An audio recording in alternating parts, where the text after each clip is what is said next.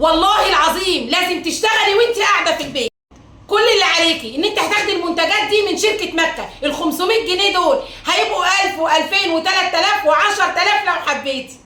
كل الحكايه ان هم هيدخلوك على جروب عندهم. من خلال الجروب ده انت هتدخلي وهتتعرفي على ناس، وناس هتتعرف عليكي، هتبيعي وهتشتري المنتجات دي، والمنتجات دي مضمونه بنسبه 100%. وطبعا انا مجرباها مره واثنين وثلاثه، وعامله لهم اعلان مره واثنين وثلاثه على ضمانتي.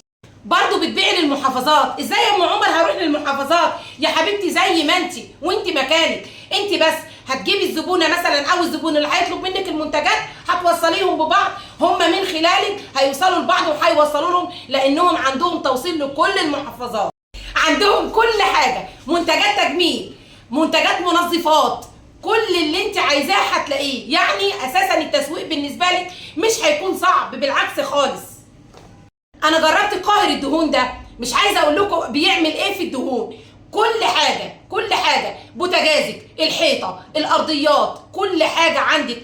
لو عندك مثلا طاسه على البوتاجاز انت مستخدماها وعليها دهون كتيره مش عارفه تتخلصي منها، انت بس هتستخدمي ده وادعي لي.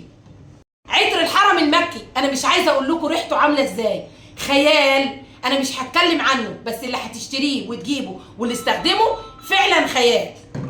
منظف الحمامات، البانيو، الحوض، القعده، كل حاجه، كل ما يخص الحمام استخدمي ده، لان انا استخدمته فعلا بيخلي الحمام ريحه ونظافه. بعد كده مفيش.